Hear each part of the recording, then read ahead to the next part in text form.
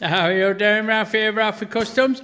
We're back on our Carl's high neck Sportster. Let's have a look.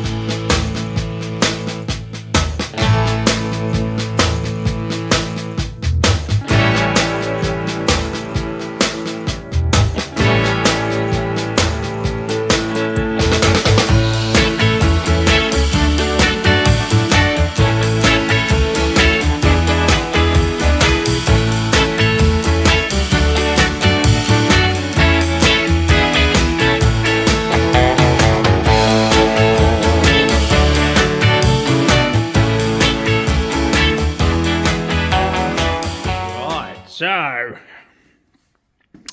last time we saw it, we'd kind of mocked it up. Yeah, we got the headstock about where we want it and the swing arm bolted to the motor and the pivots and all that in it. It proved to be a bit of a cunt, but here we are, looking at his pictures, and having consulted with him, I've actually dropped the headstock a little and raked it out a little because it's got a good rake on it.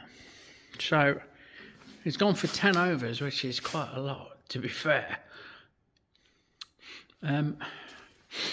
Anyway, we're there, we're happy now.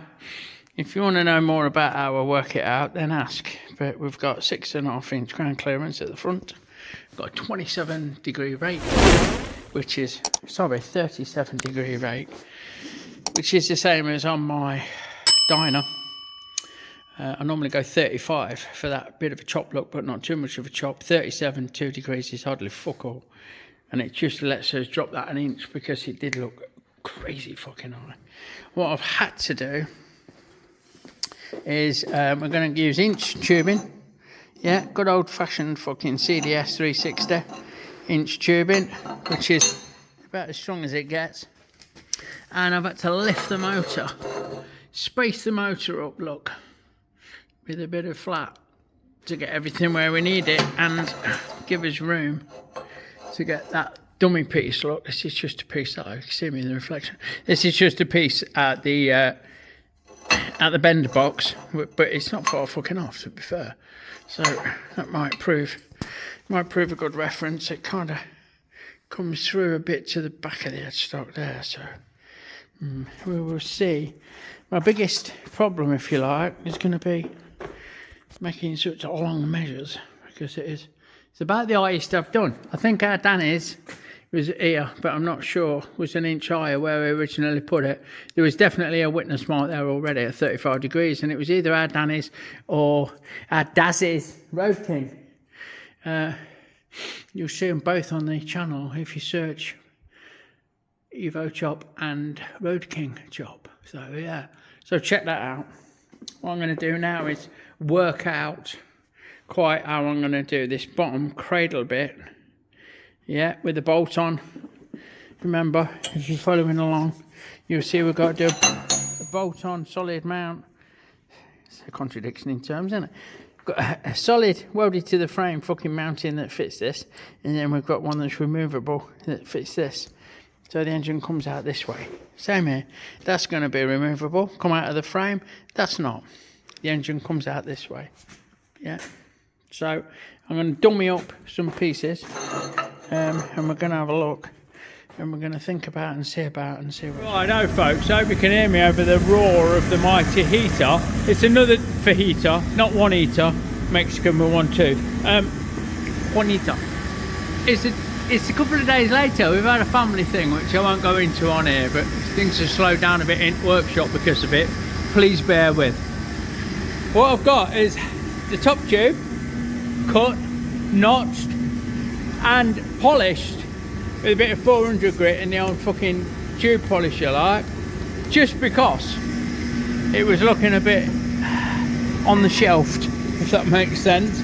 And that is now going to drop under that top of that headstock, follow the string down to the fucking top, just above the top of the motor. Look, that's what we're not going to drop it right on it. We're not going to make it hard work for ourselves. There's plenty of fucking room. So we've got that bad boy, and we've also, which will probably have a tripod job to show you, we've got the tubes. the front tubes, look, front rails, there are two at 58 inches, and we're going to start a bend at 21 inches from the back, or there's no end until you fit them, but from one end, and we're estimating at 70 degrees. We've had a test piece in there, and we've worked out the fucking slope of the doodah to hit the headstock on the so that's where we're at. We've got two bits of it here. They're both marked up at 20 inches because that's the end of the former. The bend starts the diameter of the tube back from the end of the former, so that mark will get aligned on the, yeah, so here but inside, and then the bend will start an inch later because that's how they work.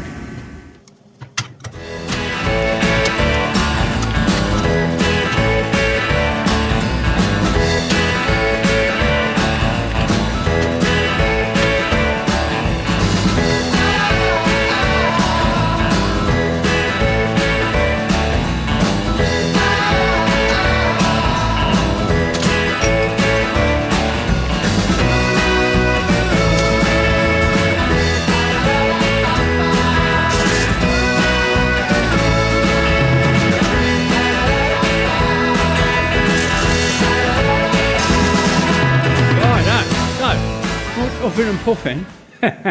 That video you've just seen, that's actual time. That's how long it takes. That's how I work on a daily. Anyway, 70 degrees thereabouts. Near as fuck it is to swearing.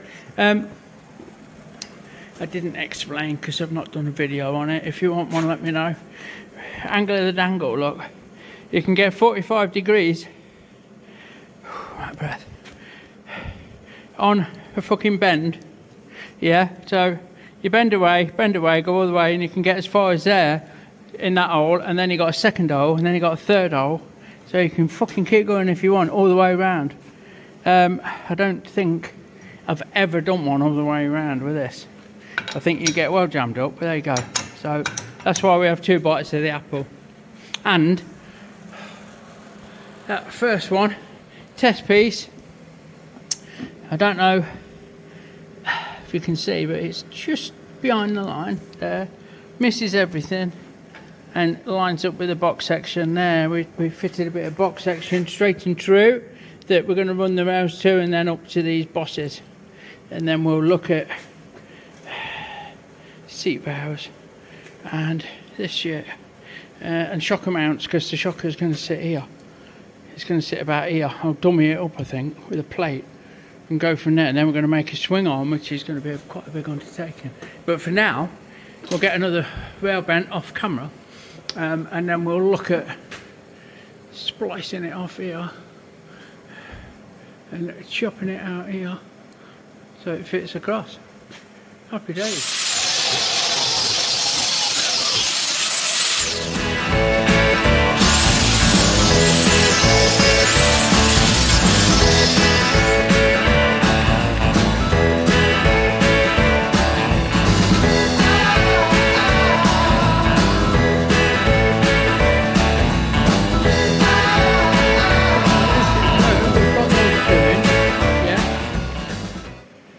You've just seen, we trimmed and tucked and trimmed and got them sitting just how we want, nice and even gap at the bottom. This side is slightly further across because we needed a little bit more clearance, but it's fuck all. And that's that. I think next on the agenda, what I want to do is get one in here, somewhere here, which may well double up later on for the regulator rectifier mount, but I want to tie these together nice because I'm going to put an engine mount off here, aren't I? And I don't know if there's room underneath. There ain't fuck all room underneath, is there? If you look on the standard thing, it's got flat bits running across. Well, we won't be doing that. We might get one here. I might make a mark. So that's where the back of the sump comes. Well, it's not a sump, is it? Back of the engine case, dickhead. And that's where the gearbox comes. So if I go somewhere there, we can run one straight across once we've stripped it down. I'm not bothered about at this juncture, whatever. So we'll get one in here. We'll do like you've just seen. We'll have a measure, we'll have a trim, we'll have a tack and a weld, and then we'll look at doing that side's removable. So one in here. I've already got that one in my head. I'm going to run one straight up and I'm going to gusset it a bit off here and here. Maybe with tube, maybe fillet it with tube, fillet, not sure. Plate in there to take that mount once it's tight, and then a removable here and something removable here, which is going to be the biggest challenge, I think. And then they're going to run up there. Yeah, so I should do it. Here we go then. On the jolly fucking drive home, we've encountered flood. If we take his time, you can see the white line through the water. It ain't that deep, but it's fucking running across the road here. So we're going to get nice and steady. It feels fucking deep as I'm sat here, but I reckon we'll be alright. And there we go. This is for the V6.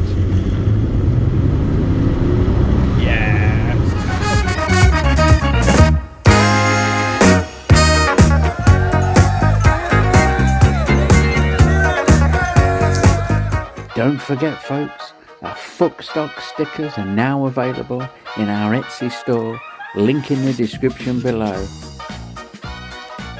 Fuckstock, you know it makes sense. Right, so we've got a little badger in there. We zeroed off the old angle cube on the bench and off we go. It's lower than I first guesstimated because I want to snug it up to these, because I've looked on the standard frames and like I said, I'm going to put one across. They've got 2 or 3 across underneath, flat straps and all that. I ain't doing that, fuck off. I just want to keep it snug and tighter and all the rest of it. So we're gonna make the engine an integral part of it, I guess. You know, it's a stress member.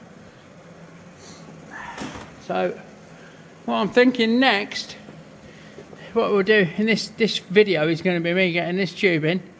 And I'm thinking of fucking putting one of these in to get the head steady. Like that. Wait, that'd be a good one, wouldn't it? So I think we'll get the tube in and go from there. Right, so yeah, with that one in, happy days. And that one in, look at that bad boy, look. Just sloping slightly backwards because things are going to go from here, like, you know.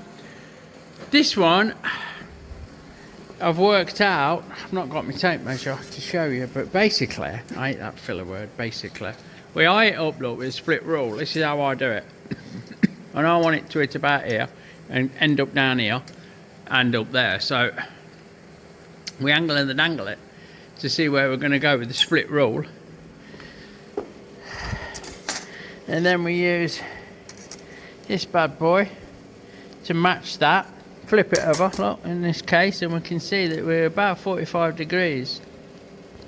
What I have done, obviously, is eyeball where I want it to land and measure. And before the bend starts, because we've got an example here, look, got cheetah bar. Before the bend starts, we want 14¼ is going to get us up to there. And then I've worked out we've got 3 inch for the bend, not 4, because we're not doing so much of a bend. And we want so much sticking out, it comes to another 8 inches, like. And we've rounded it up to half, not quarter. So we've got 22½, yeah. Head steady, one length at 22½, and then at 14¼ we make a bend. This was always my bend, look, 21 inch, 14¼ and then we're guesstimating at 45 degrees, and we'll have a look. So I'll go and cut a piece, 22½ long. Can I get 8 inches in the former? Might not be leaving myself enough to hang out. I might have to cut it a bit longer and trim it off. Let me look at me fucking cheetah bars, look. These. There. That's where it starts. That's where it ends. I need that much after the bend. 1, 2, 3, 4, 5, 6, 7, 8. I'm only going there. 9, 10. 11, 12. Let's go 12 after the bend. So we're gonna go 26¼ No, we'll take that down. 26½ we'll go. knowing that we've got a good 4 inches over length to trim off after. We could even go longer if we wanted. It's no big deal, like. Right, so I've gone 30 in the end. Fuck it. And this is what I do, look. If you get it, you get it. We want to bend at 14 1/4, and I've made a mark at 13 1/4, which will correspond, as I explained, with the end of this former. So that will start the bend an inch back, which is 14 1/4, and then I'll give it a roll and I'll make a line with a marker pen, and that goes bang upright in the former, and we'll give a little arrow, look, that little V, just to show we're bending this way, not fucking that way, because it's easily done. From there, that will go in here, like fucking so, and line up, look, once we put a bit of tension on it, we'll line that, the line up between the two doodads, so that's that line straight up, that line's level with the end of the marker. We'll give that a really good fucking tighten without crushing it, although it takes some fucking crushing, trust me. And then we'll give it a good spray with lube, because we're stretching it around the mandrel, so we wet it up a bit, like moisten, give it a moisten, look. I did use grease for a while, but it's fucking messy. So give it a lube, follow that down, whack it round as you've seen me do before to 45 degrees-ish. Like fucking so, if you can hear me, I'm shouting and I'm not really prepared to, so you just have to fucking listen up if you want to hear me. We're just taking it around, one click at a time, and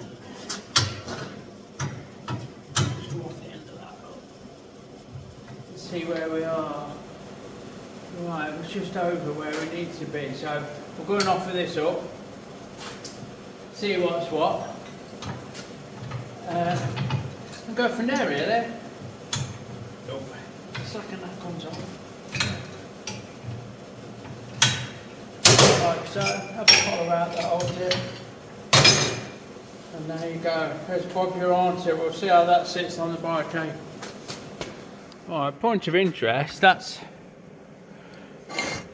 about where the end of the former went. That would have started to crush if we'd have cut that tube there, and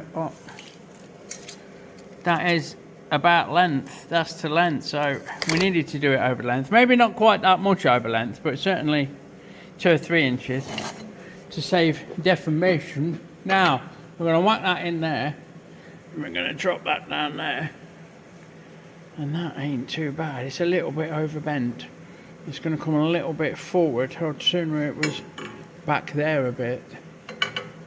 Which ain't bad actually. Oh, it's a bit tricky to do one-handed, to be fair. So we're going to L up, we're going to touch on there, and we need this to be in the middle. And at the minute, it's not quite, there's a bit too much bend in it. So what we can do that no one really talks about is, I'll call it cold forming. We clamp it in the vise and we put a fucking fork leg on here and just give it a tweak. We can only get a little bit. If a little bit won't do it, then we're not doing it. We'll get a fresh bit and bend it up again. Yeah. Or even bend it longer, cut another bit, do it the same angle but make it longer here so it pushes that back and gets it in the middle for diddle, you know. Either or, either or. Right, here's one. So this is upside down to how it's going to be on the bike. We've trimmed it up this end. Look, we've sanded it like you've seen me do throughout this video. But the other end is obviously off on the piss because it's fucking off that way on the bike. It's off centre. It's hanging out this side light to miss the inlet. Right. So what I do, and what I've done, is grab a bit of pipe. It'll show you better. Grab a bit of tube.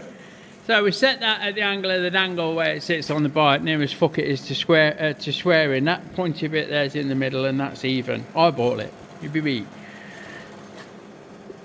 Then we fettle this end to bring that into a square. When we place that on there, we can form a square along there and across the end. So we then eyeball along there and across the fucking end to make sure it ain't a mile out. And then we'll go and test it on and have a double check. Right, now I've got that tacked on. I'm gonna offer it up, and I'm gonna use not that. There's a bit of pipe around the other side, a bit of tube. Keep calling it pipe, and I guess it is. It's tube. So we can offer that in place, I don't know if you can hear me. We can roll it out, guess where we want it, like, and then we can get the old fucking tube in and make sure that that is not a fucking mile out, and it's not a mile out. That will take that eyeball in it about where we need it to be. So for now, we'll get a little tack on this end. Yeah, come on your eyes. Like so, and that'll probably drop a bit. Eyeball it to this that you can't see because everything's in the way, and then drop this back in and think to myself, if I'm going to put a chat on there that's threaded or recess for a bolt or whatever, and am I going to get it level, and is it going to be neat enough to fucking run in place? And yeah, that's pretty good. So I'll get another tack on here, put a little stitch in there, tack on the outside of there, look, quick. Bear with.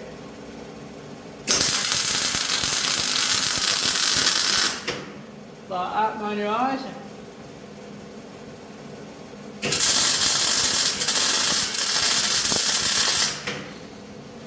My top tip for this tacking up lark is double check and put your tack somewhere where you know you can get in with the fucking cutting disc. You know, on the outside, keep them on the fucking outside. That way, worst case scenario, you can knock them off and fucking take it off. You know, 2 minutes later, that'll be back in my hand if I fucked it right off. But I don't think I have. So that's happy days.